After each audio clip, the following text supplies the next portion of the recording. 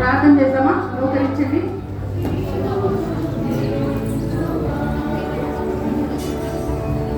సత్య సంపూర్ణ మా ప్రభువా, దయగల మా తండ్రి, నీ వందనాలు చెల్లించుకుంటున్నా ప్రభా. హృదయ కలసనంలో మరొకసారి మీ సరే రాబోయే నీ వందనాలు. ఈ ప్రభా ఈ దినంలో ఈ దేశంలో సహాయం దయచేసి వచ్చారు స్తోత్రములు ప్రభా. ఈ దినం కొరకు కూడా మీకు వందనాలు స్తోత్రం నాయన ప్రభా. మా కొరకే మీరు సిద్ధపరిచిన యొక్క మంచి లేఖల కొరకే మీకు వందనాలు స్తోత్రములు. సహాయం దయచేయండి. పిల్లలు కూర్చుండగా వినగల చెవిని గ్రహించగల మనసును దయచేసుకున్నాను ప్రభా. ప్రభా సాతాన్ని ఎత్తుకుని పోకుండా హృదయం మీద ముద్రించుకున్న సహాయం దయచేసి బ్రతికాడుకుంటున్నాను ప్రభా. మరి నాయన వాళ్ళ కాన్సన్ట్రేషన్ వాళ్ళ ఫోకస్ తీసుకోకున్నట్లు మీరే సహాయం దయచేయండి.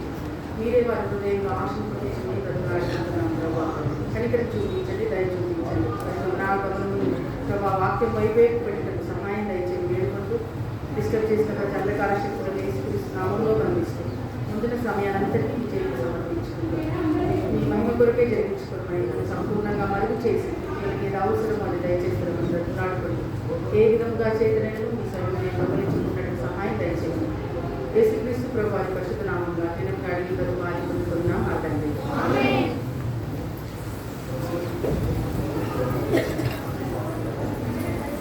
నిన్న ఏం విన్నారు? మీరు ఏం చేస్తారు విన్నారు? ఎలీషా గురించి విన్నారా? Okay, very good. సో ఏం చేశాడు నిన్న ఎలీషా? ఏం చేశాడు నిన్న?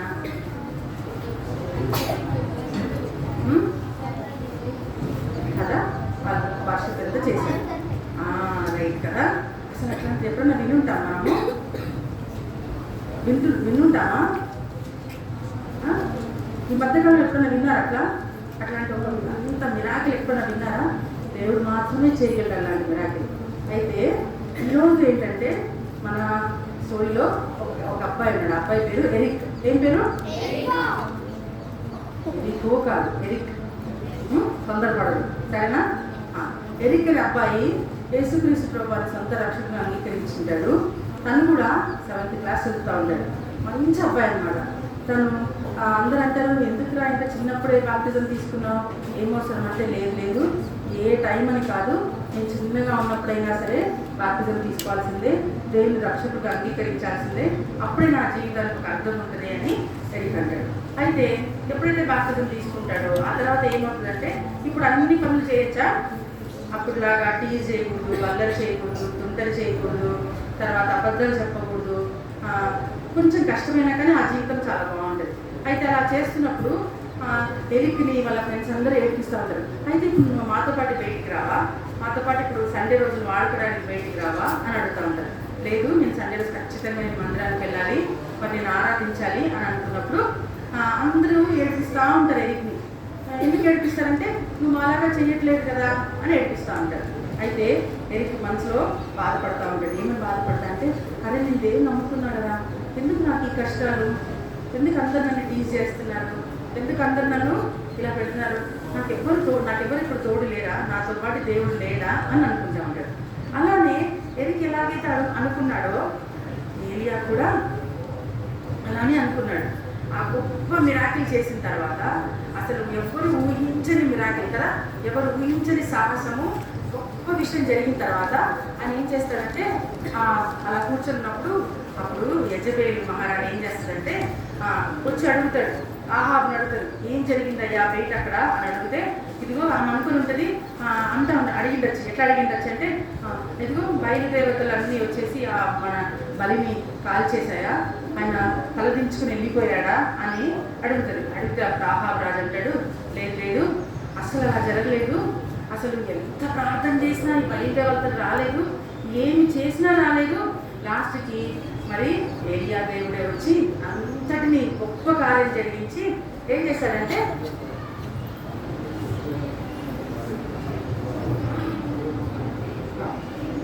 సో ఏమంటారంటే అసలు అలా జరగలేదు, చాలా విచిత్రంగా ఏం జరిగింది, ఇలా జరిగింది అని ఏం చేశాడు, మరి ఆ బలిని అర్పించేశాడు. ఆ బలిని వచ్చి అగ్ని కాల్చేసింది. ఇంకా ఆ తర్వాత మన ఎవరైతే బయలుదేవతల ప్రవక్తలు ఉన్నారో వాళ్ళందరినీ కూడా చంపించేశాడు అని చెప్తే ఆ కోపంతో ఏం చేస్తాడంటే ఇప్పుడు ఒక రాయబారిని పంపుతారు ఎవరి దగ్గరికి? ఏలియా దగ్గరికి. వినాలా బాయ్స్? అందరు చేతులు కట్టుకోవాలి. మీ బైబిల్ చూడద్దు, బుక్స్ చూడద్దు.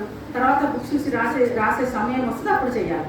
ఏం చేస్తారంటే రాణి ఏం చేస్తుందంటే, యెజబెలు ఏం చేస్తుందంటే ఒక దూతను పంపిస్తుంది. ఎవరి దగ్గరికి? ఏలియా దగ్గరికి పంపిస్తారు. ఏమని చెప్పమంటారంటే, ఆ దూత వచ్చి చెప్తాడు, అయ్యా ఇదిగో రాణి చెప్పమని ఒక సందేశం నీకు ఏంటంటే, రేపటిలోగా నువ్వు కూడా ఎలాగైతే నువ్వు బయలు ప్రవక్తలను అందరినీ చంపించేశావో వాళ్ళలో నీవు కూడా ఒకటిగా అయిపోతావు. అంటే అర్థం ఏంటి? నువ్వు కూడా వెరీ గుడ్, నువ్వు కూడా చనిపోతావని సందేశం పంపిస్తుంది. అయితే అప్పుడు ఏలియాకి భయం వచ్చేస్తుంది, ప్రాణం మీద భయం వచ్చేస్తుంది. చాలాసార్లు మన జీవితాల్లో బయట వాటి విషయాలలో, పక్కన వాళ్ళ విషయాలలో, లేకపోతే కొంచెం మనది కాని విషయాలలో, అవుటర్ సర్కిల్ ఉన్న విషయంలో చాలా విశ్వాసం ఉంటుంది. కానీ ఇన్నర్ సర్కిల్కి వచ్చేసరికి ఆ విశ్వాసం సన్నగిలుతుంది. ఈ ముందు రోజు ఎవరు చేశారు? ఈ గొప్ప విరాగిల్ అవ్వడానికి ఎవరు కారణమయ్యారు? ఎవరు? ఏలియా. మరి ఏలియా విశ్వాసం లేకుండా చేశాడు ఇదంతా? విశ్వాసం లేకుండా చేశాడా? చెప్పాలి. విశ్వాసం ఉంటేనే జరుగుతుంది కదా ఇదంతా. మరి ఇలా జరిగిన ఏలియా అంత గొప్ప విషయం చేశాడు. ఈరోజు నేను రాణి చంపుతుంది అంటే అక్కడ ప్రార్థన చేస్తే సమాధానం ఇచ్చిన దేవుడు, ఇక్కడ ఇప్పుడు నేను ప్రార్థన చేస్తే నన్ను ఈ రాణి నుంచి తప్పించడా అని అనుకోవచ్చు కదా. ఆప్షన్ ఉంది కదా. ఇది కూడా ఇంత హెల్ప్ చేసిన దేవుడు, ఇంత గొప్ప ఎవ్వరు ఊహించని చేసిన దేవుడు, నా ప్రాణం కాపాడు ఒక లెక్క కదా. కానీ ఏమవుతుందంటే ఇక్కడ ఆ కార్యం ఎక్కడ? తనకు వెలుపట, తన జీవితానికి వెలుపట. అంటే ఆ బలిని కాల్చివేయటము, తర్వాత ఆ తడిచిన దాన్ని అంతటినీ అంటే ఏమంటారు బొగ్గులుగా చేసేయటము తన వెలుపట విషయం. అంటే మంది కాదు. ఫర్ ఎగ్జాంపుల్ నేను మీకు అర్థమయ్యేటప్పుడు ఇంకో మాట చెప్తాను. ఫర్ ఎగ్జాంపుల్ నా ఎగ్జామ్ అనుకో, నాకు చాలా భయం. అదే పక్కన వాళ్ళ ఎగ్జామ్ అనుకో, నేను చెప్తా ఏం భయపడద్దు, టెన్షన్ పడద్దు, ప్రార్థన చేస్తూ దేవుడు సాయం చేస్తాడు, చాలా ధైర్యం చెప్తాను. నేను వాళ్ళ కోసం చాలా నమ్మకంగా కూడా ప్రార్థన చేస్తాను. కానీ అదే నా దగ్గరకు వచ్చేసరికి ఎంత భయపడతాను. నిజానికి ఇప్పుడు ఎగ్జాంపుల్ అని చెప్తున్నా కానీ ఇది వాస్తవం తెలుసా. నా ఎగ్జామ్స్ అంటే పిచ్చిగా భయపడేదాన్ని. ఏడ్చిపోయి ఎగ్జామ్ రాయించడానికి చాలా భయపడేదాన్ని. అయితే చాలాసార్లు మన జీవితంలో పక్కన విషయంలో, లేకపోతే ఏదైనా వేరే విషయాలలో, మంది కాదు అన్న విషయాలలో, అంటే మనకు పెద్దగా దానివల్ల మనకు పెద్ద నష్టం జరగదన్న విషయంలో చాలా విశ్వాసం కలిగి ఉంటాం. కానీ మన వరకు వచ్చేసరికి విశ్వాసం కలిగి ఉంటుంది. ఈరోజు మనం ఏం నేర్చుకోవాలంటే, ఇప్పుడు మన విషయంలో కూడా బయట విషయాల్లో దేవుడు ఎంత నమ్మదగిన వాడో, మన విషయాల్లో కూడా దేవుడు అంతే నమ్మదగిన వాడు, అంతే సర్వశక్తిమంతుడు. అయితే ఏం చేశాడంటే, ఆ మాట విని చాలా భయపడి ఏం చేశాడంటే పరిగెత్తుకుని పారిపోయాడు. చూస్తున్నారా? ఇక్కడ కనిపిస్తుందా? పరిగెత్తుకుని ఆ మాట విని పారిపోయి ఏం చేశాడంటే చాలా దూరం పరిగెత్తిపోతాడు. చాలా మైళ్ళు, అంటే ఈ కాంటెంపరీ బైబిల్స్లో ఉంటుంది 90 మైళ్ళు దాటి వెళ్ళిపోయాడంట. వెళ్ళిపోయి అక్కడి నుంచి మళ్ళీ ఆగకుండా అక్కడ ఇద్దరు ఆయన సేవకుడు కలిసి ప్రయాణం చేశారంట. ప్రయాణం చేసిన తర్వాత ఆయనతో వచ్చిన సేవకుడు అలసిపోతాడు. అయ్యా ఆయనతో ఇంకేంటంటే దూరం నేను రాలేనయ్యా అంటే అక్కడి నుంచి మళ్ళీ ఒక 15 మైళ్ళ దూరంలో ఉన్న కోరేపు పర్వతం దగ్గర వరకు కూడా వెళ్తాడంట. అయితే అక్కడ ఏం చేస్తాడంటే, అక్కడ ఒక చోట ఒక చెట్టు కింద దాక్కుని ఉంటాడు. ఏమనుకుంటాడంటే, ఈ చెట్టు మీద దాక్కుని ఉంటే యెజబెల్ రాణి కానీ ఆమె సైన్యం కానీ నాకు చేరుకోలేదు అని అరణ్యంలో గుండా పరిగెత్తి ఒక చెట్టు కింద దాక్కుని ఉంటాడు. ఎవరు? కరెక్ట్గా నిన్నటి రోజున ఒక హీరో కదా. హీరో అనడానికి అంటే ఇప్పుడు మీ భాషలో సూపర్ మ్యాన్, ఇంకా ఏముంటాయి, ఇంకా చాలా ఉంటాయి కదా. ఇప్పుడు చాలా కొత్త క్యారెక్టర్స్ వచ్చినాయి కదా, అలా అనమాట. అంటే నిన్నటి రోజు ఒక సూపర్ మ్యాన్ ఈరోజు పరిగెత్తి చెట్టు కింద దాక్కుని మరి సుమారుగా 100 మైల్స్ ప్రయాణం చేశాడు కదా, అలసిపోయి పడుకున్నాడు. అంటే ఇప్పుడు అంత ధైర్యం వచ్చేసింది. ఏమని ధైర్యం వచ్చేసిందంటే, అమ్మా ఇంత దూరం వాళ్ళ సైనికులు వెతకలేరు, నా ప్రాణం నేను కాపాడుకున్నాను అనుకుని పడుకుంటుంటే అలసిపోయి పడుకుంటే అప్పుడు ఏం జరిగిందంటే, ఎవరో తట్టి లేపుతున్నారు. ఎవరిని? ఏలియా గారిని ఎవరో తట్టి లేపుతుంటే కళ్ళు తెరిచి చూసేసరికి చూడాలి ఇక్కడ గ్రీన్ డ్రెస్, చాలా అస్సలు అల్లరి చేయకుండా పక్కన మాట్లాడాలి. ఓకేనా? మీ వల్ల అందరూ డిస్టర్బ్ అవుతారు. నీకు ఇష్టం లేకపోతే వినద్దు, కానీ ఇంకొకరు డిస్టర్బ్ చేయి. ఓకే, చూడాలి. అయితే ఏం చేశాడు, ఎవరో లేపుతున్నట్టు, ఎవరో తట్టుతున్నట్టు కనిపిస్తుంది. కళ్ళు తెరిచి చూస్తే అన్నదాతలు ఉంటారు. ఎవరైనా చూస్తే దేవుడు పంపించిన దేవదూత. ఇందాకేమో రాణి పంపించిన దూత వచ్చాడు, ఒక పిచ్చి వార్త తీసుకుని వచ్చాడు, భయంకరమైన వార్త తీసుకొచ్చాడు, పారిపోయాడు.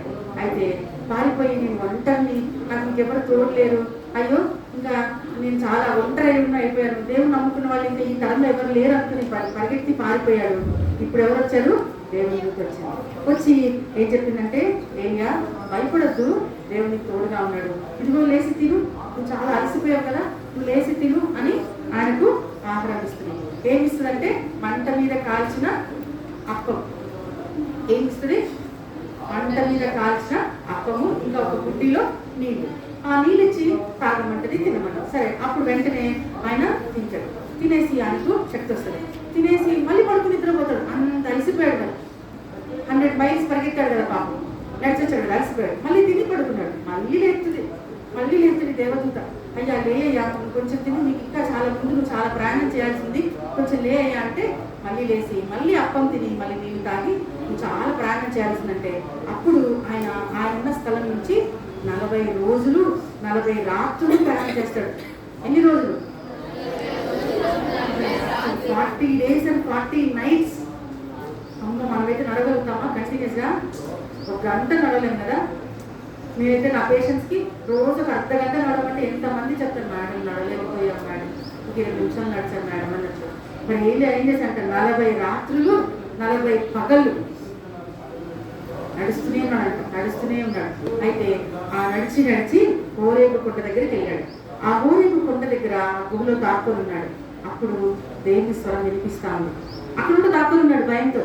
అందుకు అదే నాకు దేవుడికి చెప్పాడుగా, ఇంకా నేను ఎందుకు భయపడాలి అనుకోలేదు. అప్పుడు కూడా ఎందుకు, ఇది ప్రాణం మీద భయం కదా, తన సొంత జీవితం మీద నష్టం ఇది, కాబట్టి చాలా భయంలో ఉన్నాడు ఏలియా.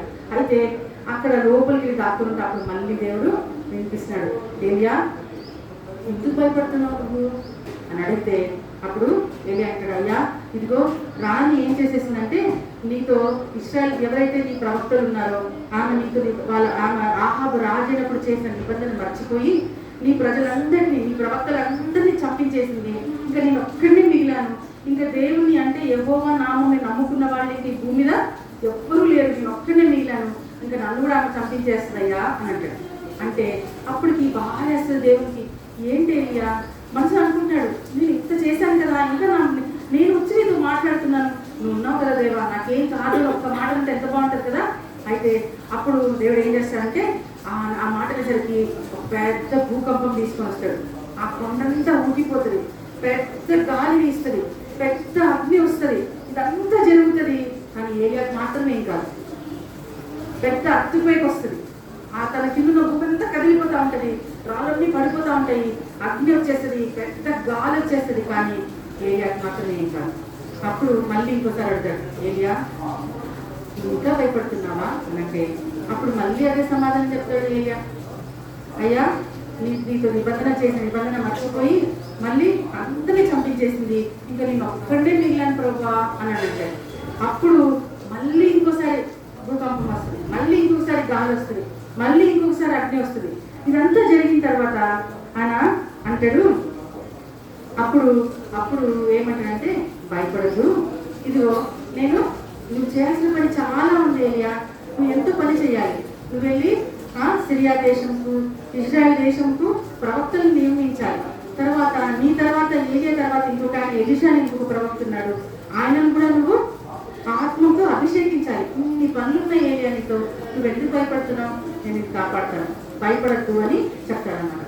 అప్పుడు ఏలియా అప్పుడు ధైర్యం వస్తుంది. ఇదంతా జరిగిన తర్వాత అప్పుడు ఈ కొండలు ఇదంతా చెప్తాడు, ఇందాక గొప్ప భూకంపం వస్తుంది, శబ్దం వస్తుంది. అప్పుడు నిజానికి ఆ శబ్దం వచ్చినప్పుడు దేవుడేం ప్రత్యక్షం అప్పుడు ఏలియాకి.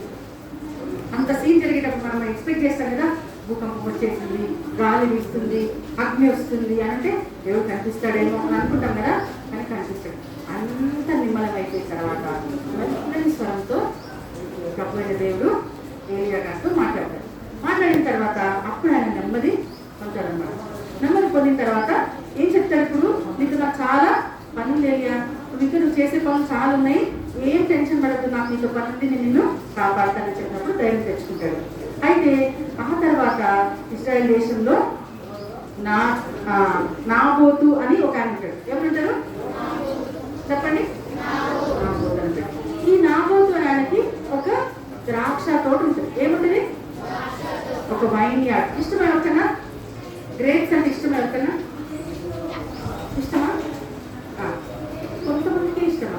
సరే, మీకు కొంతమందికి ఇష్టం కాబట్టి నేను మీకు ఒక మంచి టిప్ చెప్తాను. ఏంటంటే బ్లాక్ గ్రేప్స్ చాలా మంచిది. ఎంత మంచిదంటే అంత మంచి గ్రీన్ గ్రేప్స్ కంటే. హై ఆక్సిడెంట్స్, యాంటీ ఆక్సిడెంట్స్ చాలా ఎక్కువ ఉంటాయి దాన్ని. సో చాలా రకమైన దగ్గర ఇప్పుడు 100 రకాల రోగాలు యాక్చువల్గా చాలా ఉన్నాయి డిసీజెస్. మనం ఎగ్జాంపుల్ కనుక్కున్నాం, ఒక 100 డిసీజెస్ ఉంటే ఆల్మోస్ట్ 90 డిసీజెస్ అది ప్రివెంటివ్. సో ఎప్పుడైనా బ్లాక్ గ్రేప్ దొరికితే వదిలిపెట్టదు, ఏదో ఒక రకంగా తాగేసేది, మిక్సీ కొట్టుకుని తాగేసేది. కానీ తినాలి, మంచిది, it's very good for skin and hair. సరేనా? ఇప్పుడు మనం టాపిక్ వచ్చేద్దాం. ఆయనకు ఒక వైన్ యార్డ్ ఉంటుంది. సో ఇంత మంచి శ్రేష్టమైన ఈ ద్రాక్ష తోట నాబోతుకి ఉంటుంది అన్నమాట. అంటే ఆ రాజు, వాళ్ళున్న రాజు, అప్పుడు వాళ్ళకున్న రాజు ఆహాబు. ఎవరు? ఆహాబు. ఈ ఆహాబు రాజు ఏం చేస్తాడంటే చూస్తాడు. ఆహాబు రాజు ఒక కోట, ఆయనకు ఒక కోట ఉంటుంది అనమాట. రాజులకి ఈ గెస్ట్ హౌస్లు, ప్యాలెస్లు చాలా ఉంటాయి కదా, మనకే ఉంటాయండి, రాజులకు ఉండవా? ఉంటాయి కదా. సో ఆయన గెస్ట్ హౌస్ ఒకటి ఉంటుంది. ఆ గెస్ట్ హౌస్ బయట ఒక రోజు ఈవినింగ్ అలా తిరుగుతూ ఉంటే ఆ గెస్ట్ హౌస్ నానుకునే ఒక మంచి ద్రాక్ష తోట కనిపిస్తుంది. కనిపిస్తే ఆ తోట ఎవరిదంటే ఈ నాబోతు. ఈ ఆహాబు రాజు ఏం చేస్తాడంటే, చూస్తున్నారా, ఈ ఆహాబు రాజు ఏం చేస్తాడంటే ఆ ద్రాక్ష తోట ఎవరిది అని అడిగితే అది నాబోతు అని తెలుసుకుని నాబోతుని పిలిపిస్తాడు. పిలిపించి అడుగుతాడు ఆహాబు రాజు, నాబోతు, ఇది నాకు నా తోట నానుకుని ఉన్న నీ ద్రాక్ష తోట నాకు చాలా నచ్చింది, అయితే నాకు ఇస్తావా? నేను ఈ ద్రాక్ష తోటని తీసివేసి కూరగాయల తోట వేసుకుంటా అంటాడు. అనుకుని నాకు ఇస్తావా అంటే అప్పుడు నాబోతు అంటాడు, అయ్యా నువ్వు రాజువి, అయితే నీకు ఒక మనవి చేసుకుంటానయ్యా, ఇది నా కష్టార్జితం కాదు, నా పిత్రార్జితం. అంటే నేను కష్టపడి సంపాదించింది కాదు, నా తల్లిదండ్రుల నుంచి, నా పితరుల నుంచి వచ్చిన స్వాస్థ్యం ఇది నేను నీకు ఇవ్వలేదయ్యా అని చెప్తాడు. అని చెప్తే ఆహాబు రాజు కూడా తెలుసు అనమాట. ఇశ్రాయేల్ శాసనం ప్రకారము, మోషే రాసిన దాని ప్రకారము తండ్రి పిత్రార్జితము ఎవ్వరికి అమ్మకూడదు, ఎవరు తీసుకోకూడదు, ఎవరు అమ్మకూడదు. ఇంకా వాళ్ళకి అంటే అవకాశం లేదు, అంటే ఎవరు తీసుకోకూడదు, అమ్మకూడదు అనమాట. అంటే నో ట్రాన్సాక్షన్స్ అనమాట, 0 ట్రాన్సాక్షన్స్. సో ఈ విషయం ఆహాబు కూడా తెలుసు కాబట్టి ఏమంటే సరే అంటాడు. ఏమంటాడంటే సరే నువ్వు ఈ మాట అన్నావు కదా, నీకు ఈ ద్రాక్ష తోట బదులు ఇంకొక ద్రాక్ష తోట ఇవ్వనా అంటాడు. ఏమన్నా కొద్దయ్యా అంటాడు.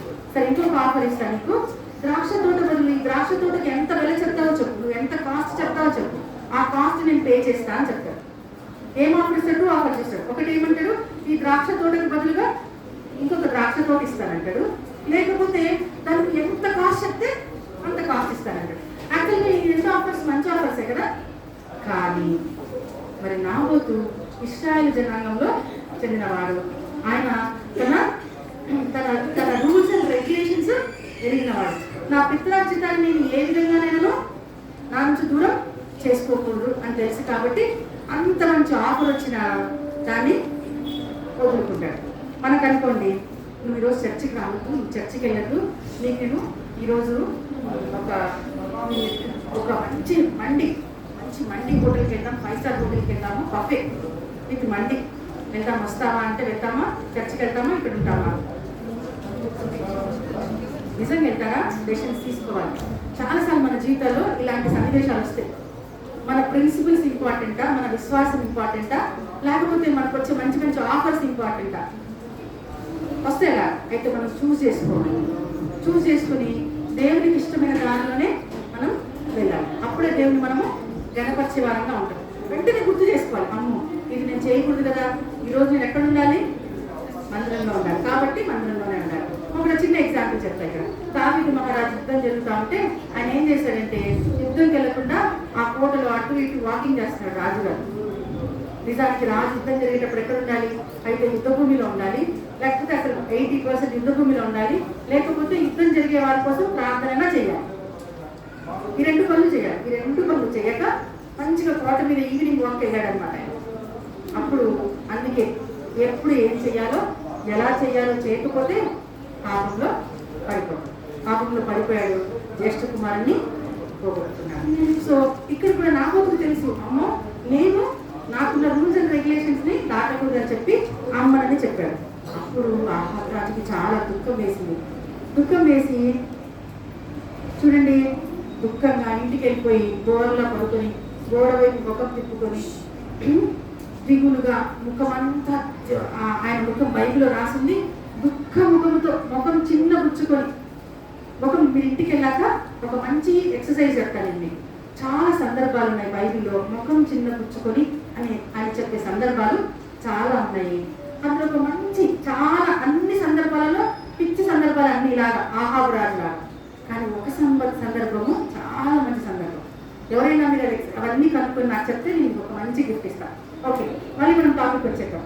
ఏం చేశారంటే ఇలా దుఃఖ ముఖంతో మొహం చిన్నబుచ్చుకొని గోడలో పడుకుని ఏం తినకుండా తాగకుండా అలిగి చిన్నపిల్లల్లాగా అలిగి ఏం చేశాడంటే పడుకుంటే ఆయన వైఫ్ వచ్చి దగ్గరికి వచ్చి, ఎందుకయ్యా అలా అన్నామంటే, ఇదిగో నేను ఒక తోటను చూశాను, ఆ తోట చాలా బాగుంది, అది అడిగానని ఆయన నాకు ఇవ్వలేదు అని చెప్తాడు. అప్పుడు యజబేలు రానికి కోపం వస్తుంది. నువ్వు రాజువి, ఏం చెప్తా చూడు, నువ్వు రాజువి, అయితే రాజుకి నీకు విరుద్ధంగా చేస్తాడు ఆయన, నిన్ను ఈ మాట కాదంటాడా అని చెప్పి ఆమెకు కోపం వస్తుంది. నిజానికి రాజుకి ఏమన్నా తక్కువ, ఆ ఒక్క ద్రాక్ష తోట తక్కువ ఏమైనా జరుగుతుందా? ఇంకొకటి, ఆ ద్రాక్ష తోట ఎవరిది? నాకోసం. మనది కానిది ఎప్పుడు కూడా ఆశించదు. మనకున్న పదార్థంలో ఇది కూడా ఒక ఆజ్ఞ, మీకు తెలిసి ఉంటాయి. కానీ కమాండ్మెంట్స్ లో ఇది కూడా ఒక కమాండ్మెంట్. ఏంటి? మనది కానిది ఎప్పుడు ఆశించకూడదు. అది పెన్సిల్ అయినా, పెన్ అయినా, స్టేటస్ అయినా, ఏదైనా సరే ఇర్రెస్పెక్టివ్, అది నాది కాదు అంటే నీది కాదు. దేవుడంతటి దేవుడు నీకు ఇస్తే ఓకే, కానీ నువ్వైతే ఆశించకూడదు. మంది కాని దాన్ని ఆశించదని ఏమంటారు తెలుసా? గ్రీడీనెస్ అంటారు. ఏమంటారు? గ్రీడీనెస్ అంటే అత్యాశ. అస్సలు ఉండకూడదు, గుర్తుపెట్టుకోండి. క్రైస్తవ జీవితంలో చాలా సార్లు మనల్ని పాపంలో పడేసేది అత్యాశని. ఆ అత్యాశకు లోన్ అనుకుంటున్నాను. నా దగ్గర ఇది ఉంది, ఇంకొక దగ్గర నాకంటే కొంచెం పెద్దది ఉంది, ఫీల్ అవ్వకూడదు. నాకు దేవుడు ఏదిస్తే అదే నాకు శ్రేష్టమైనది. కంటెంట్మెంట్ పెట్టాలి, తృప్తి కలిగి ఉండాలి, తృప్తి కలిగిన జీవితం. అత్యాశకు అస్సలు పోకూడదు, అంతే కదా. దావీదుకు భార్య ఉన్నారు, అయినా కూడా అత్యాశకు పోయి ఇంకొకరి భార్యను ఆశించాడు. ఎంతో గొప్ప శ్రమను కదా. జ్యేష్ఠ జ్యేష్ఠత్వం అంటే చాలా ఇంపార్టెంట్ ఇస్రాయేల్ ప్రజలకి. అట్లాంటి జ్యేష్ఠ కుమారుని పోగొట్టుకున్నాడు. సో ఎప్పుడు కూడా అత్యాశ పడదు. ఈయన అత్యాశ పడ్డాడు. ఈయన ఏం చేసిందంటే, మరి భర్త బాధపడితే ఈమె మంచి భార్య, కానీ మంచి దేవుని బిడ్డ మాత్రం కాదు. ఏం చేసింది చూడండి. ఆమె ఏం చేసిందంటే ఒక శాసనం, ఒక లాని క్రియేట్ చేసి ఆ లా మీద రాజుగారి ముద్ర కూడా వేసింది. కనిపిస్తున్నామా? సీల్ వేస్తున్నట్టు ఒక లాని రాసింది. లా మీద ముద్ర వేసి చూస్తున్నారా? ముద్ర వేసి ఏమని పంపించిందంటే, నాబోతున్న గ్రామానికి పంపించి అక్కడున్న పెద్దలకు ఈ శాసనాన్ని పంపించింది. ఆ శాసనంలో ఏం రాసి ఉంటుందంటే, నాబోతుని మీరు పిలవండి, నాబోతు మీద ఆయన చెయ్యని తప్పు మీద ఆరోపణలు చేయండి, ఆరోపణలు చేసి ఆయన రాళ్ళతో కొట్టి చంపేయండి అని రాస్తుంది ఆ శాసనం. అప్పుడు అక్కడ తీసుకున్న ఆ పెద్దలు, ఆ గ్రామ పెద్దలు ఏం చేస్తారంటే, ఆమె ఎలా చేసిందో అలానే వాళ్ళందరూ కలిసి మరి ఏం చేస్తారంటే, వాళ్ళందరూ కలిసి డెసిషన్ తీసుకుంటారు. ఇలాగా కలిసి అందరూ మాట్లాడుకొని మనం ఇలా చేద్దాము అని అందరూ డిస్కషన్ పెట్టి మంచిగా ఇదేంటి తెలుసా, మంచి పార్టీలోనే అన్ని చాలా నిజంగా అంటే చాలా పెద్ద పెద్ద డెసిషన్స్ అన్ని పార్టీస్లోనే జరుగుతాయి అనమాట. ఇలా వీళ్ళు కూడా అప్పట్లో, ఇప్పుడు కాదు, మనం ఇప్పుడు ఈ జనరేషన్ అనుకుంటున్నాం, ఆ జనరేషన్లోనే ఉన్నాయన్నమాట. అలాగే మంచి ఒక పార్టీ అరేంజ్ చేసుకుని పెద్ద డెసిషన్ తీసేస్తున్నారు. ఏమని? నాబోతుని చంపేయాలని. సో నాబోతుని పిలిపించారు. ఉపవాస దినములు ప్రకటించి నాబోతుని పిలిపించి ఆయన మీద ఏమని నేరం మోపారంటే, నువ్వు దేవుని దూషించావు, రాజుని దూషించావు. తనకున్న ఆస్తిని, తనకున్న చిన్న ద్రాక్ష తోటకి రాజు చాలా వెల ఇస్తానన్నాడు, అయినా వదులుకోలేదు. ఇంకొక ద్రాక్ష తోట, ఇంకొక పెద్ద ద్రాక్ష తోట ఇస్తానన్నాడు, అయినా వదులుకోని నాబోతు నిజంగా రాజును దూషించుంటాడా? నిజంగా దేవుడు దూషించుంటాడా? దూషించలేదు. అయినా ఆయనకు చెప్పే అవకాశం కూడా ఇవ్వలేదు వాళ్ళు. ఏమి లేదు, చంపేశారు. రాళ్ళతో కొట్టి ఆయనను ఆ డెసిషన్ తీసుకొని వాళ్ళు ఏం చేశారంటే చూడండి, రాళ్ళతో కొట్టి చంపేశారు. చంపేస్తే చాలా బాధేస్తుంది కదా. చనిపోయాడు ఆయన. చనిపోయిన తర్వాత నాబోతు చనిపోయిన తర్వాత నాబోతు రక్తమును బైబిల్లో రాసింది, కుక్కలు నాకే రాసింది. అయితే ఎందుకు ఈ పరిశుద్ధాత్మ దేవుడు ఈ మాట రాయించాడు మళ్ళీ మనం ముందు చూద్దాం. అయితే అప్పుడు ఈ మాట వచ్చి యెజబెల్ వచ్చి ఎవరు చెప్తుంది? భర్తకు చెప్తుంది, ఇదిగో చూడు, ఇంకా ఏం టెన్షన్ పడద్దు, దుఃఖంగా ఉండద్దు, ఏం భయపడద్దు, నేను నాబోతుని చంపించేశాను, ఇంకా ఆ ద్రాక్ష తోట నీదే అని చెప్తాడు. అప్పుడు ఇంకా ఆయన సంతోషంతో ఆహాబు రాజు ఏం చేస్తాడంటే సంతోషంతో ఆ ద్రాక్ష తోట దగ్గరికి వెళ్తాడు. వెళ్ళి ఆ ద్రాక్ష తోటను చూసి ఆహా ఇది నా ద్రాక్ష తోట అని చెప్పే సమయంలో ఏం జరుగుతుందంటే చూడండి, ఇప్పుడు దేవుడు సీన్లోకి వస్తాడనమాట. దేవుడు వెళ్ళి ఏలియాకి చెప్తాడు, ఏలియా ఇదిగో ఆహాబు రాజు వచ్చి ఆ తోటలోకి తోటలోని నాబోతుని చంపించి ఆయన తోటను ఆక్రమించాలనుకుంటున్నాడు, ఇదిగో నువ్వు వెళ్ళు, నేను చెప్పిన మాట వెళ్ళి నువ్వు ఆహాబు రాజుకి చెప్పు అని చెప్తాడు అన్నమాట. అప్పుడు ఏలియా ఆహాబు రాజు దగ్గరికి వెళ్తాడు. అంటే అప్పుడు ఈ ఆహాబు రాజు చూసి అంటాడు, ఏలియా చూసి ఇదిగో నా శత్రువా, మళ్ళీ వచ్చావా, నేను మళ్ళీ దొరికిపోయానా అంటాడు. అంతే కదా, ఫస్ట్ ఎక్కడ దొరికిపోయాడు? బయలుదేరతల దగ్గర దొరికిపోయాడు. ఇప్పుడు నేను మళ్ళీ నీకు దొరికిపోయానా అంటాడు. అప్పుడు ఏలియా అంటాడు, ఇదిగో నువ్వు చేశావు, నువ్వు దేవుని దృష్టిలో అమ్మి వేసుకున్నావు కాబట్టి నువ్వు నాకు దొరికిపోయావు. ఎవరైతే పాపం చేస్తారో ఖచ్చితంగా దొరికిపోతారండి, నో డౌట్. అది ఈ రోజా, రేపా, ఎల్లుండా, 1 year తర్వాత, 10 years తర్వాత పాపము పట్టుకుంటుంది. గుర్తుపెట్టుకోండి, every sin holds your life. ప్రతి పాపం బైబిల్లో ఒక మాట రాసింది ఏంటంటే నీవు చీకటిలో చేసే పని దేవుడు మిద్దల మీద ప్రకటిస్తాడు. ఎవరు చూడట్లేదులే, మమ్మీ చూడట్లేదులే, కలిపేసుకుని మొబైల్లో నీకు ఇష్టం వచ్చినవన్నీ నువ్వు ఏవైతే చేస్తున్నావో నువ్వు చీకట్లో చేసే దాక్కుని చేసే పనులన్నిటినీ దేవుడు మిద్దల మీద ప్రకటిస్తానంటాడు. నీకు కూడా సైలెంట్గా ఈ పని చేశాడు, దేవుడు తెలియకుండా ఉండిందా? తెలిసిపోయింది. సో ఎప్పుడు కూడా పాపం పట్టుకుంటుందండి. అయితే ఒప్పుకుని దాని నుంచి విముక్తి పొందాలి, లేకపోతే చేయకుండా ఉండాలి. ఈ రెండే. అయితే చేయకుండా ఉండాలి, లేకపోతే ఒకవేళ పొరపాటు చేస్తే వెంటనే ఒప్పుకుని దాన్ని విడిచిపెట్టాలి. రోమిలకు మీరు బైబిల్ తీయద్దు, రోమిలకు రాసిన పత్రిక 6:3 ఉంటుంది. పాపములకు వచ్చే జీతము మరణము అని రాసింది. ఖచ్చితంగా పాపం చేసిన వాడు మరణించాల్సిందే. ఎప్పుడు దేవుని ఒప్పుకోకపోతే ఖచ్చితంగా మరణించాల్సిందే. అయితే ఆ మాట చెప్తాడు, చెప్పి ఏమంటాడంటే ఇదిగో దేవుడు నిన్ను ఏ కుక్కలైతే నాబోతు రక్తాన్ని నాకినాయో అదే కుక్కలు నీ రక్తాన్ని కూడా, దేవుడు నిన్ను చంపేస్తాడు, అదే కుక్కలు నీ రక్తాన్ని కూడా నాకుతాయి. అదే మరి యెజబెలు కోటలో ఉందని అనుకుంటున్నావేమో, యెజబెలు కూడా చచ్చిపోతుంది, యెజబెలు రక్తాన్ని కూడా కుక్కలు నాకుతాయి. తర్వాత నీ బంధువులు, ఆహాబు రాజు బంధువులు ఎంతమంది ఉన్నారు, వాళ్ళ రిలేటివ్స్ ఎంతమంది అయితే ఈ రాజ్యంలో ఉన్నారో వాళ్ళందరూ కూడా చచ్చిపోతారు, వాళ్ళని కూడా కుక్కలు పీక్క తింటాయి. ఇంకా ఎవరైనా కొంతమంది ఉంటే ఎవరైనా పొలంలో పనిచేస్తున్నారు నీ బంధువులు అనుకో, ఒకవేళ పొలంలో చచ్చిపోతే ఆకాశ పక్షులు వాళ్ళని ఏరుకొని తింటాయి. ఇంత పెద్ద శిక్ష ఎవరి వల్ల వచ్చింది? ఆహాబు వల్ల. ఆహాబు గ్రీడినెస్ కదా, అత్యాశ, నాది కాంది అన్నది కోరుకోవడం వల్ల వచ్చింది. యెజబెల్ యొక్క ప్రౌడ్, రాజు నా భర్త రాజు అడిగింది ఇవ్వడా అని వచ్చింది. ఈ మాట చెప్పేసరికి చాలా భయపడిపోతాడు. ఎవరు చూడండి, భయపడిపోతాడు ఆహాబు రాజు.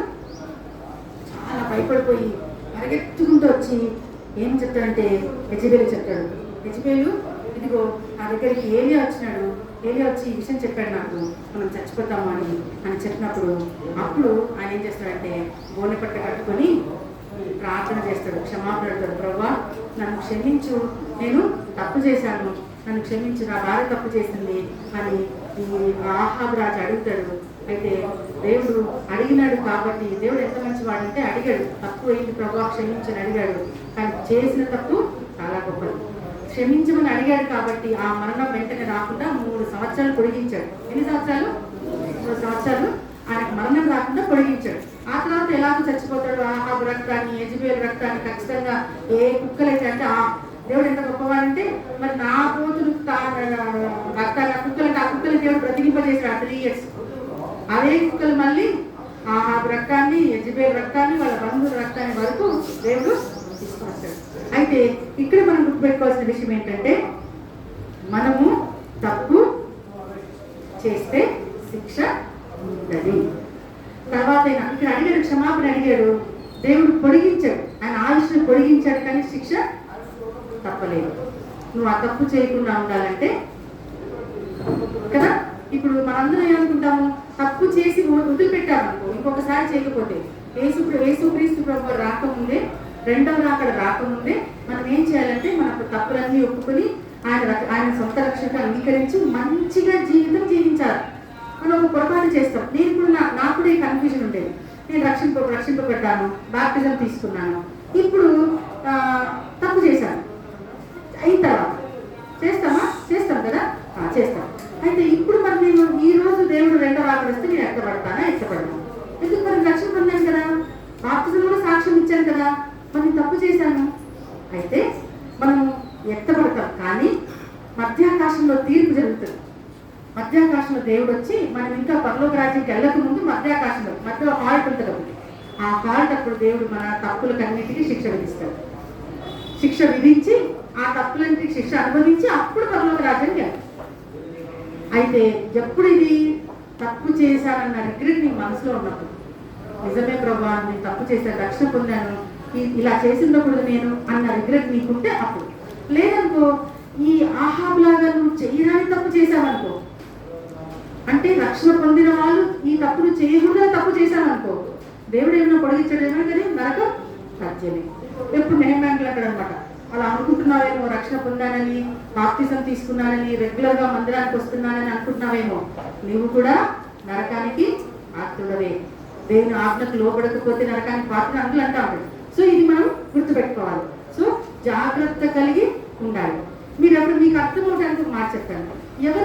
ఎవరికి ప్రేరేపణ వస్తుంది తెలుసా తప్పు చేయాలని? అసలు మొట్టమొదటి తప్పు ఎక్కడ స్టార్ట్ అవుతుందంటే, పాపానికి ఒక డెఫినేషన్ ఉంది బైబిల్లో. చెప్పండి నాకు, వాట్ ఈస్ సిన్? పాపం అనగా నేను. జూనియర్స్ కదా మీరు, ఇన్నిసార్లు డీటెయిల్స్కి వచ్చింటారు, ట్రై చేయండి. పాపం అనగా నేను. Simple 1 line answer. Very good. ఆజ్ఞ అతిక్రమమే పాపం. ఎక్సలెంట్. సో ఇప్పుడు ఆజ్ఞ అతిక్రమం కదా, అంటే చెప్పిన మాట చేయకపోవడం. ఎప్పుడైతే అంటే చేయకపోవడం అంటే ఏంటి? అవిధేయత కదా. చూడండి ఒకసారి నాతో పాటు ఎఫెసీయులకు రాసిన పత్రిక 2వ అధ్యాయం 2వ వచనం. Ephesians, book of Ephesians chapter 2 verse 2. నేనే చదువుతాను, చూడండి. మీరు వాటిని చేయొచ్చు, వాయుమండల సంబంధమైన అధిపతిని అనగా అవిధేయులైన వారిని ఇప్పుడు ప్రేరేపించే శక్తికి అధిపతిని అనుసరించి ఈ ప్రపంచ ధర్మం చొప్పున మునుపు నడుచుకుంటుంది.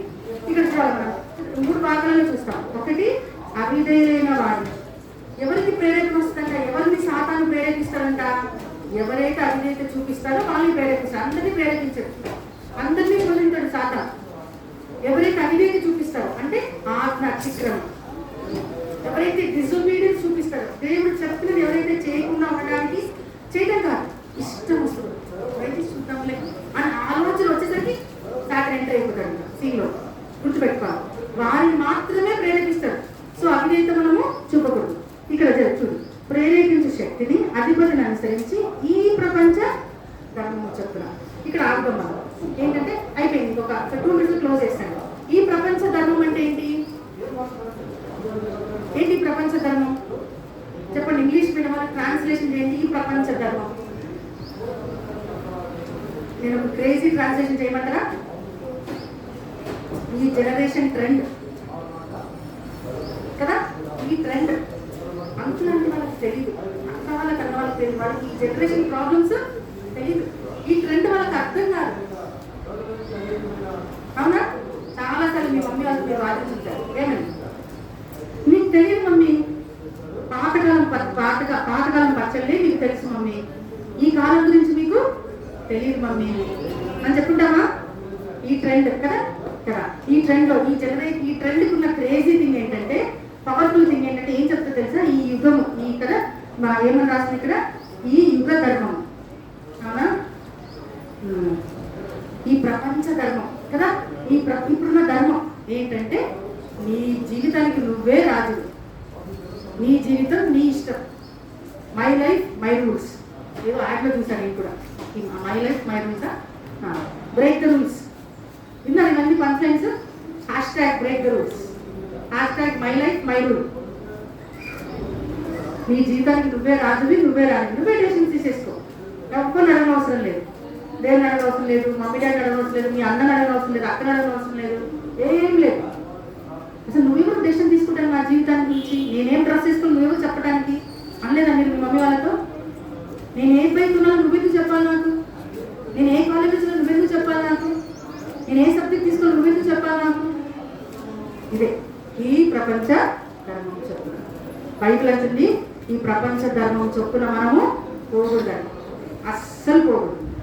మన ట్యాగ్లైన్ ఏమైందో తెలుసా, lord my life your rule. ఈరోజు మీరు క్యారీ హోమ్ అంటే, ఈరోజు VBS 8th day VBS hash tag ఏంటంటే మై లైఫ్ యువర్ రూల్. ప్రభా నా జీవితము నీ అధికారం, ఇది మనం నేర్చుకోవాలి. నా జీవితము నీ అధికారం. అయితే ఈ ప్రపంచ ధర్మం చొప్పున పోయినాం అనుకోండి, ఏమవుతుంది తెలుసా, నీకు హద్దులే లేవు, అంతగా బ్రేక్ నీకు హద్దు లేవు, నీ ఇష్టం వచ్చినట్టు చెయ్యి, నీ ఇష్టం వచ్చినట్టు చెయ్యి అనగా. ఎన్ని యాడ్స్ ఎన్ని చూస్తాం మనం, ఎన్ని పాలసీస్. అసలు ఒకసారి అయితే ఒక వీడియోలో చూసాను, ఆయన వాళ్ళని ఏమంటారు, వీళ్ళని కౌన్సిలర్స్, పర్సనాలిటీ డెవలప్మెంట్ కౌన్సిలర్స్ అన్నమాట. వాళ్ళు పిల్లలకి ఎగ్జామ్ రాసే ముందు చెప్తారు, నేను చూశాను అసలు ఏం చెప్తారు మీ పిల్లలకి అని ఒకసారి చూస్తే అని అంటాడు, అసలు నీకు హద్దులే లేవు, నువ్వే రాజుని. గుర్తుపెట్టుకోండి, అవన్నీ మోసకరమైన మాటలు. బైబిల్లో క్లియర్గా రాసింది.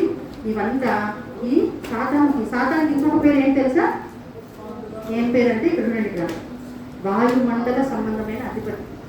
అధిపతి ఎవరంటే సాతానే. ఇవన్నీ చెప్పేది సాతానే. మంచులు కాదు మీ ఫ్రెండ్స్, రే నీ జీవితం నీ ఇష్టం రా, నువ్వేంటి రా మమ్మల్ని అడిగేది, మీ అన్నని అడిగేది ఇంకా అని చెప్పాలనుకోవాలి, ఖచ్చితంగా నాకు సంబంధించిన వాడు. సో అన్నీ వినకూడదు మనకు హద్దులు ఉండాలి. మనకు స్వాతంత్రం కావాలి, కానీ హద్దులు ఉండాలి. గుర్తుపెట్టుకోండి, హద్దుల్లోని స్వాతంత్రమే మనకు చాలా మంచిది, శ్రేష్టమైనది. హద్దు లేని స్వాతంత్రంలో నరకం ఉంటుంది, అందులో హద్దు లేని స్వాతంత్రంలో నాశనం ఉంటుంది, డిస్ట్రక్షన్ ఉంటుంది. నేను డాక్టర్ కదా, యాక్చువల్గా నేను ఆంకాలజీ చేశాను దేవుని దయ వల్ల. ఒకసారి నేను ఈ అంత చనిపోయిపోయాక అసలు ఎందుకు క్యాన్సర్ వచ్చింది లోకంలోకి, దేవుడు ఎందుకు అనుమతించాడు ఈ క్యాన్సర్ని, చాలా దుఃఖంగా ఉన్నాను అనమాట. అప్పుడు రుడాల్ఫ్ స్టీనర్ అని ఒక జర్మన్ సైంటిస్ట్ క్యాన్సర్ మీద చాలా రీసెర్చ్ చేశాడు. ఆయన బుక్ నేను చదువుతా ఉన్నాను, ఈ మాట చెప్పి క్లోజ్ చేస్తాను. ఆయన ఒక మంచి మాట చెప్పాడు. ఆయన చాలా మంచి ఆర్గనైజేషన్, అంటే అన్ని యూరోపియన్ కంట్రీస్లో ఆ క్యాన్సర్, ఈయన కనిపెట్టిన క్యాన్సర్ ట్రీట్మెంట్ చాలా ఫేమస్ అనమాట. ఆయన బుక్లో క్యాన్సర్కి ఆరిజిన్ అంటే ఏమని రాశారు తెలుసా, మీరు వింటే చాలా ఆశ్చర్యపోతారు. ఏంటంటే ఏదైతే దేవుని క్రమం చొప్పున జరగట్లేదో ఆ అక్రమంలోనే క్యాన్సర్ పుడుతుంది, విచ్ ఈస్ బియాండ్ లిమిట్స్. ఎలా ఆలోచించారో అలాగే ఆలోచించారు, ఏ తీరుగా ఉంటారో ఆ తీరుగానే ఉంటారు. దేవుడు మనల్ని నిన్ను వల్ల నేను పొరుగువారిని ప్రేమించమన్నాడు. నువ్వు ప్రేమించలేదనుకో, అక్కడే ఒక క్యాన్సర్ సెల్ స్టార్ట్ అయిపోయింది. పరాయి వాడు ఆశించద్దని ఆశించామనుకో, అక్కడ ఇంకొక క్యాన్సర్ సెల్ స్టార్ట్ అయిపోయింది. ఇలాగా ఏదైతే క్రమంలో ఉండదో, ఏదైతే హద్దుల్లో ఉండదో, అందుకనే మీరు చాలాసార్లు వినుంటారు, క్యాన్సర్ ట్రీట్మెంట్ ఎందుకు కష్టం చెప్పమంటారా? ఎందుకు దానికి సరైన ట్రీట్మెంట్ లేదంటే దానికి లిమిట్స్ లేవు కాబట్టి. ఇష్టం వచ్చినట్టు వెళ్ళిపోతుంది. మీకు బోర్డు ఉంటే చూపించిన దానికి షేప్ ఉండదు. క్యాన్సర్ ట్యూమర్కి షేప్ ఉండదు. ఇష్టం వచ్చిన దానికి ఒక స్క్వేర్, ఒక రౌండ్, ఒక వెళ్ళా ఉండదు. అమీబాలా తెలుసు కదా, సైన్ అమీబాలా తెలుసా, దానికి ఏముంటుంది షేప్, అమీబాలా ఉంటుంది. అందుకనే డాక్టర్స్కి, సర్జన్కి కూడా ఎంత కష్టం అంటే ఆ చిన్న కణం తీయాలంటే కూడా చాలా కష్టపడాలి. ఎక్కడో చోట ఏదో ఒకటి మిగిలిపోతుంది, because of irregularity, because of no limits. కాబట్టి మళ్ళీ వస్తుంది క్యాన్సర్. వింటామా? 5 ఏళ్ళ కింద క్యాన్సర్ వచ్చిందండి, ట్రీట్మెంట్ తీసుకున్నాను, మళ్ళీ క్యాన్సర్ వచ్చిందండి అని వింటామా మనల్ని? ఎందుకంటే అది మిగిలిపోయి ఉంటుంది కాబట్టి. సో క్యాన్సర్ ఆరిజిన్ ఏంటంటే హద్దులు లేవు కాబట్టి. ఎందుకు ట్రీట్మెంట్ లేదు, ఎందుకు డాక్టర్స్కి చాలా ఛాలెంజ్ అది అంటే హద్దులు లేదు కానీ. సో మీరు కూడా, మనం కూడా మన జీవితం హద్దులు లేకపోతే మనం కూడా మన జీవితానికి మనం క్యాన్సర్ లాగా మారిపోతాము, ఈ సొసైటీకి క్యాన్సర్ లాగా మారిపోతాము, కుటుంబానికి క్యాన్సర్ అవుతాము, దేవుని ఇంటికి కూడా క్యాన్సర్ లాగా మారిపోతుంది. సో హద్దులు ఉండాలి. ఇంకో మీకు అర్థం ఎగ్జాంపుల్ చెప్పమంటారా? మీరు పార్క్ వెళ్తే ట్రాంపోలిన్ చూసారా? ట్రాంపోలిన్ ఏముంటుంది? ట్రాంపోలిన్ అంటే ఎగురుతాం కదా, ఇష్టం వచ్చాడు ఎగురుతాం. ఎప్పుడైనా ఎక్కారు? ఎవరన్నా? ఎంతమంది ఎక్కారు? చేతులు ఎక్కారు. సూపర్, చాలా ధైర్యవంతులు మీరందరూ. అయితే ఈ ట్రాంపోలిన్ చుట్టూ ఏముంటుంది? ట్రాంపోలిన్ చుట్టూ ఒక నెట్ ఉంటుంది కదా, ఉంటుందా? ఆ నెట్ లేకపోతే ఎదుగుతారా మీరు? అయితే నెట్ అన్నా ఉండాలి, లేకపోతే మీకు రోప్స్ అన్న టైం ఉండాలి. ఈ రెండు ఉండాలి. అవునా? అయితే నెట్ అన్నా ఉండాలి, రోప్స్ అన్న టైం. అప్పుడే మనం ఇష్టం వచ్చి ఎగరవచ్చు. నేను కూడా మా పిల్లలు పంపిస్తే అలా లోపలికి ఇచ్చేసి మేము మా పనుల్లో మేము ఉంటాం. ఎందుకు? ఏం తెలియదు, ఎంత ఎగిరినా అక్కడే పడతారులే కదా. సో అప్పుడు వాళ్ళ ఫ్రీడమ్. పిల్లలు ఎట్లా చూసారు? చిన్న పిల్లలు చూడండి, ఇష్టం ఎగురుతారు. ఇంకా అంటే దానికి హద్దులు లేదు. నిజమే, they are enjoying their freedom. కానీ ఇక్కడ సేఫ్టీ ఫ్రీడమ్ ఎక్కడ తెలుసా? హద్దులు. సో మన క్రైస్తవ జీవితంలో స్వాతంత్రము హద్దులు కలిగి ఉండాలి. ఇలా హద్దులు లేకుండా నాకు హద్దులు ఉన్నాయని ఆహాబు ఆలోచించలేదు. హద్దులు లేకుండా ప్రవర్తించాడు, శాపాన్ని మరణాన్ని కొని తెచ్చుకున్నాడు. సో ఈరోజు మన కంఠస్థ వాక్యము కీర్తనలు 46:10. ఊరుకుండి నేనే దేవుడని తెలుసుకున్నది ఏలియా జీవితంలో చెప్పినది. ఆ తర్వాత హెబ్రీ 13:5, హెబ్రీస్ చాప్టర్ 13:5 ఏముంటుందంటే, ధనాపేక్ష లేని వారే మీకు కలిగిన ధనంతో తృప్తి పొంది. అంటే ఒక పోర్షన్లో ఏం నేర్చుకున్నాము? ఏం చేయవలసిన లేదు, దేవుడు మనకు తోడుగా ఉంటాడు, భయపడిన అవసరం లేదని నేర్చుకున్నాము. ఇంకొక చోట ధనాపేక్ష ఎక్కువ కావాలి, గ్రీడీనెస్ ఉండకూడదని నేర్చుకున్నాము. ఇది మీ ఏంటి? Memory verse. ఓకేనా? ప్రార్థన చేసుకుందామా? మోకాలండి. కృపాసక్తి సంపూర్ణ మా ప్రభా, దైవ మా తండ్రి, మీ వందనాలు స్తోత్రం చెల్లించుకుంటున్నాం ప్రభా. మేము మా ముందుకు తీసుకొచ్చిన లేఖ భావనను కొరకు మీకు వందనాలు ప్రభా. అనేక సార్లు ప్రభా మేము కూడా నా తండ్రి మీరు మాకు తోడుగా ఉన్నారని ఎరిగి కూడా మా జీవితంలో ఎన్నో మేలు చేశారు ఇంతవరకు. అయితే వాటన్నిటిని మర్చిపోయి తిరిగి దుఃఖపడే వారంగా ఉంటున్నాం. నాయన క్షమించండి, కనికరం చూపించండి. ఏ పరిస్థితుల్లోనైనా ప్రభా, మా జీవితానికి వెలుగులున్న పరిస్థితుల్లోనూ, మా జీవితంలో ఉన్న పరిస్థితుల్లోనూ మీరు చాలిన దేవుడు అని ప్రభా, మీ మీద ఆధారపడి నెమ్మదిగా ఉండటం మాకు సహాయం దయచండి వేడుకుంటున్నాం ప్రభా.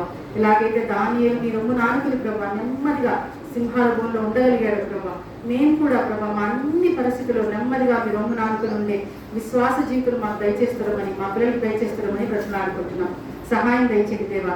అదేవిధంగా మా జీవితంలో ప్రభా మాది కాని ఏది ఆశించకుండానట్లు ప్రభా, గ్రీడినెస్ అత్యాశ లేకుండానట్లు ప్రభా, ఈ యుగమును ప్రభా, ఈ యుగం యొక్క ట్రెండ్ని ఫాలో అవ్వకుండా మా జీవితానికి మీరే రాజు అని ప్రభా ఎరిగి ప్రతి దినము దాన్ని ఎక్సర్సైజ్ చేయగలిగినట్టు మా హృదయ పలకలను ముద్రించుకొని నా జీవితము నీ అధికారం అని ప్రభా, నీ అధికారం ఒప్పుకున్నట్టు సహాయం దయచేయమని, అలా లోబడి ఉంటకు ప్రభా, అవిధేయులం కాక విధేయులు ఉంటకు ప్రభా, సాతాను ప్రేరేపించటకు మేము చోటు ఇవ్వకుండా, ఏ విషయంలోనైనా ప్రభా విధేయతకు చోటు ఇవ్వకుండా అన్ని విషయంలో విధేయత కలిగి జీవించటకు మాకు అందరికీ సహాయం చేయమని ప్రభా, మీరు అక్కడ సమయంలో సిగ్గులేని ముఖముతో మిమ్మల్ని ఎదుర్కొంటకు కృప చూపించమని వేడుకుంటున్నాం. ముందున సమయాన్నంతటి దీవించమని, పిల్లలు ప్రభా నోట్స్ని ప్రభా రాస్తున్న వర్క్ చేస్తుండగా మీరే జ్ఞానంతో నింపమని. అయితే ఇక్కడే ప్రభా మర్చిపోకుండా వాళ్ళ హృదయంలో ముద్రించుకుని జీవితకాలం అంతా ప్రభా నెమర వేసుకుంటూ దాని నడుచుకున్నట్టు సహాయం దయచమని వేడుకుంటూ ముందున సమయాన్ని చేసి సమర్పించుకుంటూ యేసుక్రీస్తు ప్రభు పరిశుద్ధ నామములో అతి వినయంగా అడిగి బ్రతిమాలి పొందుకున్నా మాట్లాడితే